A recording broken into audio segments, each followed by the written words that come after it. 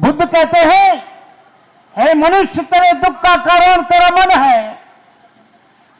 हे मनुष्य तेरे दुख का कारण तेरे विचार हैं। तेरे दुख का कारण तेरे संस्कार हैं। तेरा दुख का कारण तेरा व्यवहार है। तेरा दुख का कारण तेरी कटवाणी है। तेरा दुख का कारण दूसरों को अपशब्द बोलना है। तेरा दुख का कारण तेरे व्यवहार में क्षमता न होना है। इसलिए बुद्ध ने कहा, जब कोई आदमी भगवान बुद्ध का धर्म फिर है क्या? भगवान बुद्ध का धर्म में दो चीजें हैं, एक मन और एक बुद्धि। एक मन और एक बुद्धि। भगवान बुद्ध ने मन को बहुत बड़ा महत्व दिया है। और धम्मपद की पहली गाथा क्या है? मनो पुब्बा गमा धम्मा मनो सेठा मनोमया मन साचे पदुठेन भासतीव करोति वा ततो नंग दुख मना बेती चक्कं वा बहतो पदं। बुद्ध कहते हैं, हे मनुष्य तेरे दुख का कारण तेरा मन है। हे मनुष्य तेरे दुख का कारण तेरे विचार हैं। तेरे दुख का कारण तेरे संस्कार हैं। तेरा दुख का कारण तेरा व्यवहार है। तेरा दुख का कारण तेरी कटवाणी है। तेरा दुख का कारण दूसरों को अपशब्द बोलना है। तेरा दुख का कारण तेरे व्यवहार में क्षमता न होना है।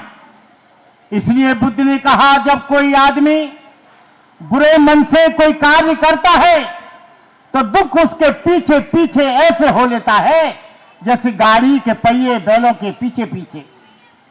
लेकिन अकेला मन कुछ नहीं कर सकता। जब तक हमारी इंद्रियां बाह्य वस्तुओं से आकर्षित न हो, बाह्य वस्तुओं के नजदीक न जाए। आंख देखने का काम करती है, कान सुनने का, शब्दों का काम करते हैं, जीभ चखने का काम करती है, नाक सुगंध और दुर्गंध को सूंघने का काम करती है, शरीर जो है सुख दुख की अनुभूति करता है। जब कोई आदमी आंख से देखता है ये बहुत अच्छी चीज है, बहुत बड़ा मकान है, बहुत बड़ी दुकान है, मेरे पास भी होना चाहिए, यदि उसके पास नहीं है तो मन में दुख प्रारंभ हो जाता है। प्रारंभ क्यों होता है? क्योंकि लोभ है। लोभ के कारण, मोह के कारण आदमी का दुख दो तरफ जाता है, एक वस्तु की तरफ, एक व्यक्ति की तरफ। वस्तु का मतलब है मेरे पास मकान छोटा है, टेलीविजन छोटा है, गाड़ी छोटी है, मेरा व्यवहार छोटा है, मेरे कपड़े अच्छे नहीं हैं, मेरे पास सोना चांदी नहीं है, मेरे पास अच्छा सोफा सेट नहीं है, ये वस्तु हो गई। और व्यक्ति, ये मेरा पुत्र है, ये मेरा बेटा है, ये मेरा नाती है, ये मेरी बहन है, ये मेरा भाई है।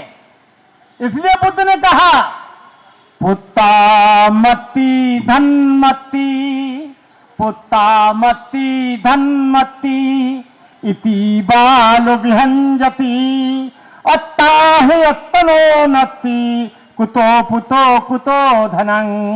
मूर्ख आदमी ये सोचता है कि ये पुत्र मेरे हैं, ये धन मेरा है, ये मकान मेरा है, सोफा सेट मेरा है। अरे तुम्हारा शरीर भी अपना नहीं, कहां पुत्र और कहां धन। राजा प्रसेनजित भगवान बुद्ध के कभी कभी दर्शन करने के लिए जाता था, 1 साल 4 साल बाद, लेकिन वो काम काज में इतना व्यस्त रहता था, अपने राजपाट में, अपने राजपाट की सीमाओं को बढ़ाने में उसको नींद नहीं आती थी कि समुद्र के उस पार भी जीतूंगा, अभी और भी जीतूंगा, अभी 100 हाथी हुए 200 हो जाएं, 100 मेरे पास घोड़े हुए 200 हो जाएं, 100 कुंटल सोना है 500 कुंटल हो जाए, अभी 2 महल हैं 3 महल बन जाए। उसको नींद नहीं आती थी, अफीम खा के सोता था। उसकी पत्नी ने कहा, यहां भगवान बुद्ध आए, तू वहां पर जा, तेरा मन शांत हो जाएगा। उसने कहा तू नहीं मानती है तो मैं चलता हूं। बुद्ध के पास एक मुकुट ले गया सोने का, ढेर सारे फूल ले गया, 2-4 कुंटल तोड़ के अपने बाग से बुद्ध के पास गया। बुद्ध से कहा, ओ भाग्य बुद्ध आप आए हैं, आप शुद्धोधन के पुत्र हैं। बुद्ध ने कहा, बुद्ध किसी के पुत्र नहीं होते हैं, बुद्धों का किसी से कोई रिश्ता नहीं होता है। बुद्ध तो एक स्थिति है, शुद्धोधन का बेटा सिद्धार्थ होगा, शुद्धोधन का बेटा मैं नहीं हूं। बोले, ओ भाग्य हमारे जो आप आए हो। बुद्ध को मुकुट देने लगा सोने चांदी का, हीरे मोती का। बुद्ध ने कहा, मेरे किसी काम का नहीं है, इसे फेंक दो। उसने सोचा कि ये बुद्ध सन्यासी है, सोना चांदी नहीं छूता होगा, हो सकता है इसलिए नहीं लिया होगा। बुद्ध उसकी मन की स्थिति का, उसके अहंकार का अध्ययन कर रहे हैं, उसकी बॉडी लैंग्वेज को देख रहे हैं। बुद्ध को फूल देने लगा। बुद्ध ने कहा, इन्हें भी तालाब में फेंक दो, मेरे कोई काम के नहीं है। राजा को बहुत गुस्सा आया। उसने कहा, बुद्ध तुझे क्या चाहिए? मेरे पास सोने चांदी के भंडार हैं, महल हैं, हाथी है, घोड़ा है, बड़े बड़े महल हैं, बड़े बड़े बाग हैं, बहुत तुझे क्या चाहिए? मैं सब कुछ दे सकता हूं। बुद्ध ने कहा, इसे भी फेंक दो, जो तुम्हारा अहंकार है इसे भी फेंक दो।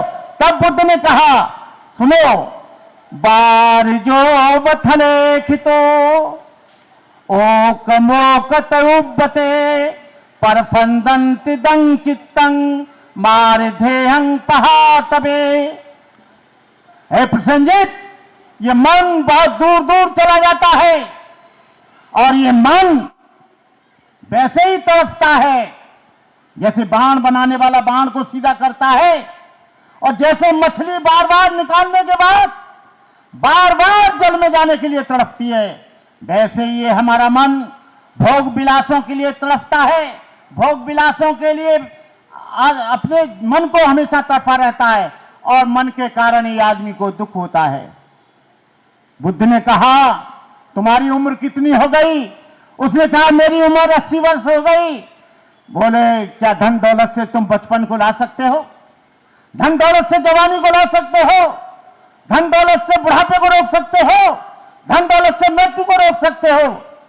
तब बुद्ध ने कहा कि देखो, तुम्हारे शरीर में जो बचपन का चला गया, और चाहे तुम महल बना लो, सोना चांदी इकट्ठा कर लो, चाहे कितना भी बड़े से बड़ा मकान बना लो, लेकिन ये 3 चीज सबको आती हैं, एक रोग, एक बुढ़ापा और एक मृत्यु।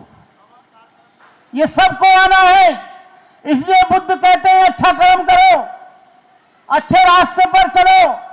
बुद्ध का धर्म करुणा का धर्म है, बुद्ध का धर्म मैत्री का धर्म है, बुद्ध का धर्म सदाचार का धर्म है। यदि बौद्ध धर्म में से शील निकाल दिया जाए तो बुद्ध धर्म 0 रह जाएगा, क्योंकि वहां भगवान, आत्मा, परमात्मा, गंडा, ताबीज कुछ नहीं है। बुद्ध धर्म में जितना का जितना है। डॉक्टर अंबेडकर से एक बार पूछा था पत्रकारों ने दीक्षा लेते हुए कि doctor Ambedkar, you tell me what is dharma? Doctor Ambedkar ने एक लाइन में कहा, to maintain purity of life is dharma. जीवन की पवित्रता बनाए रखना ही धर्म है। These are 3 forms of purity. ये 3 प्रकार की पवित्रता होती है। Purity of mind, purity of speech, purity of body.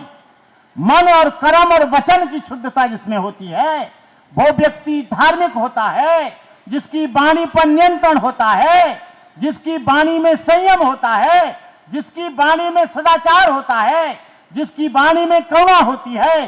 क्योंकि बुद्ध कहते हैं कि अभी का विचार तुम्हारा संस्कार बनेगा, जो अभी का संस्कार है वो तुम्हारा व्यवहार बनेगा, और जो व्यवहार है वो तुम्हारा आचरण बनेगा, और जो आचरण है वो तुम्हारे चरित्र का निर्माण करेगा, और चरित्र जो है तुम्हारे जीवन की आधारशिला है, तुम्हारे जीवन की बुनियाद है।